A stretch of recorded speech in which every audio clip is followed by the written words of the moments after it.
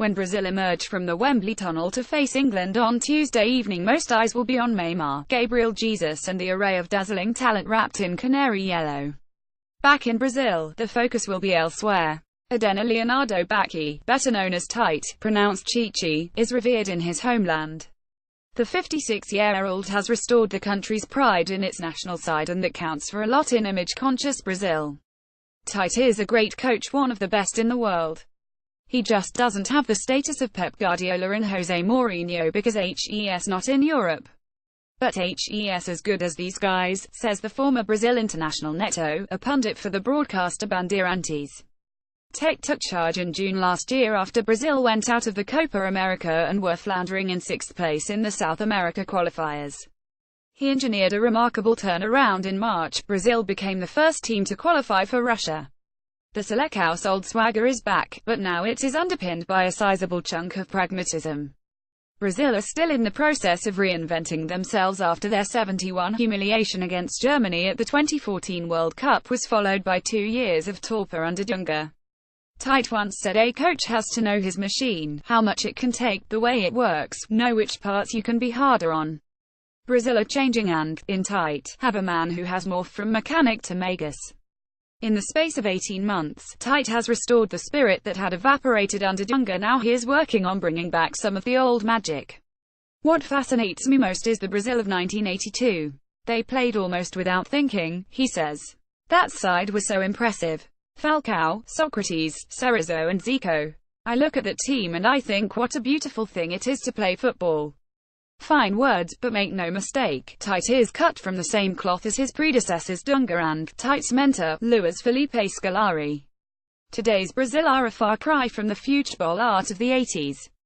Tite is from Caxias do Sul in the south of Brazil. Down to earth and conservative, his critics argue that his pronouncements on football and life are somewhat preachy, but he makes light of the puritanical image he has helped create. The overall impression is that Tite is a good man, someone you can trust, a man you would want to play for. He is loyal to his players, but a lack of ruthlessness cost him in the past and could do so again in Russia. His playing career was cut short due to injury, and the former defensive midfielder started his first coaching position in 1990 for Guarani de Garibaldi. 11 years later, he got a crack at the big time with Grêmio and won the Copa do Brasil. There followed a series of jobs patching up struggling teams, saving them from the drop, before inevitably getting the sack. His Mr. Fix-It image changed after he won the Copa Sudamericana with Internacional in 2008.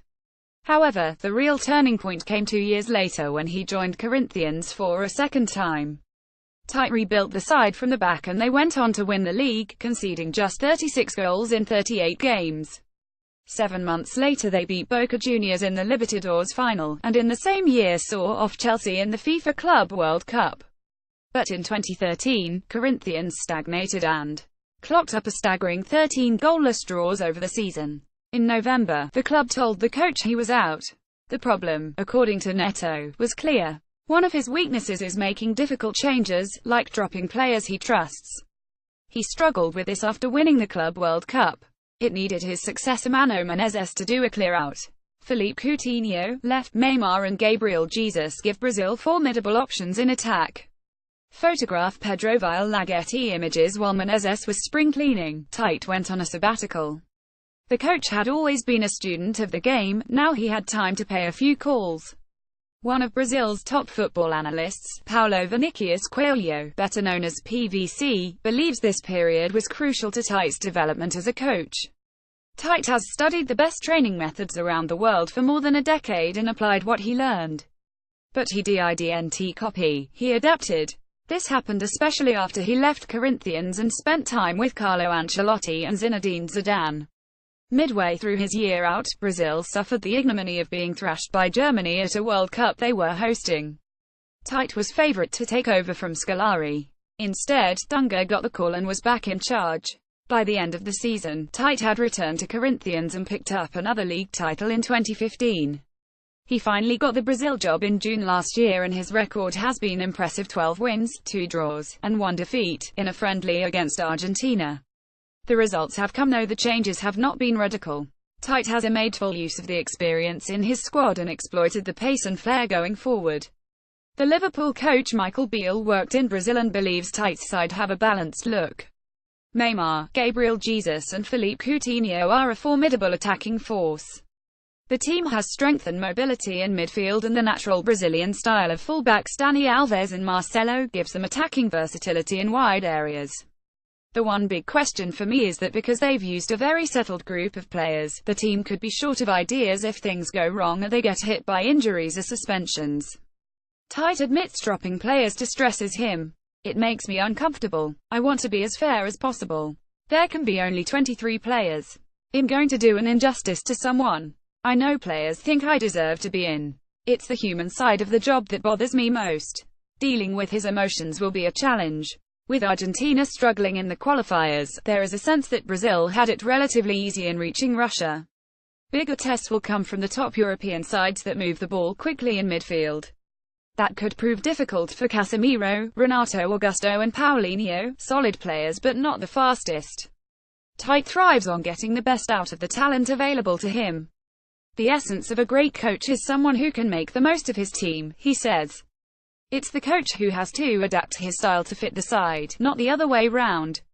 With so many stars, it is arguable the Brazil job is more about man management than tactics. Coelho agrees. Tite doesn't speak English but uses Edu Gaspar once of Arsenal to understand coaches such as Liverpool's Jurgen Klopp, who work with Brazilians.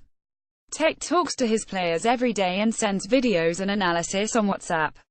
He's very different from previous Brazil coaches. He spends 10 hours a day at the Brazilian Football Confederation analyzing his players. Tite runs the Seleção as if it were a club side. In just over a year, the relationship with the players and the system has changed. And the results have come from this.